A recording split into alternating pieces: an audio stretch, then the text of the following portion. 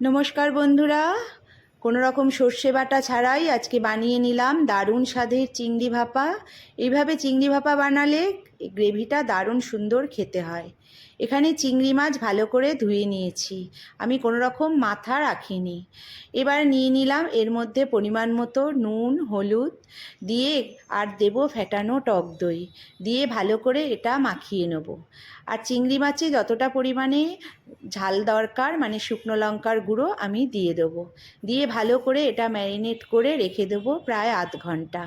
চিংড়ি মাছে যতটুকু পরিমাণে নুন ঝাল দরকার আমি একেবারে দিয়ে এটা রেখে দিলাম। এবার বানিয়ে নেব গ্রেভি। গ্রেভির জন্য আমি এখানে নিয়েছি পরিমাণ মতো পোস্ত, নিয়েছি সাদা তিল, কাজু। আর গ্রেভিতে যতটা পরিমাণ ঝালের দরকার আমি নিয়ে নেব ততটাই কাঁচা লঙ্কা নিয়ে এবার ভালো করে একটা পেস্ট বানিয়ে নেব। এবার পেস্টটা বানানোর পরে পেস্টের জন্য যেটুকু পরিমাণ নুন আর একটুখানি অল্প পরিমাণ চিনি আর দিলাম কাশ্মীরি লঙ্কা গুঁড়ো দিয়ে ভালো করে পেস্টটাকে মাখিয়ে নেব। নিয়ে ম্যারিনেট করা চিংড়ি মাছের ওপর এটা দিয়ে দেবো।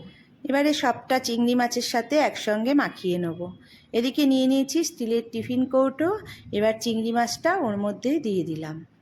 চিংড়ি মাছটা দিয়ে নিয়ে এবার ওর মধ্যে ওপরে দিয়ে দিলাম কাঁচা সর্ষের তেল, দিলাম কয়েকটা টমেটোর কেটে রাখা টমেটো আর দেব কিছু পেঁয়াজের পাপড়ি। পেঁয়াজের পাপড়ি এইভাবে ছাড়িয়ে দিয়ে রেখে চিংড়ি মাছ ভাপার ওপর দিয়ে দিলে একটা দারুণ সুন্দর টেস্টফুল খেতে হয়। এবার এটা বসিয়ে দেব, আধ ঘন্টা মতো আমি এটা ভাপে রাখবো। দেখো বন্ধুরা, ভাপটা হয়ে গেছে। পুরো ভাপাটা দেখতেই দারুণ সুন্দর হয়েছে, এটা ভীষণ টেস্টফুল খেতে লাগে।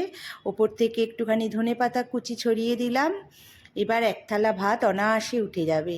তোমাদের কেমন লাগলো? তোমরা হয়তো অনেকভাবেই চিংড়ি ভাপা করেছো, আমি এইভাবে করলাম, দারুণ সুন্দর টেস্ট হয়। তোমাদের কেমন লাগলো অবশ্যই জানিও।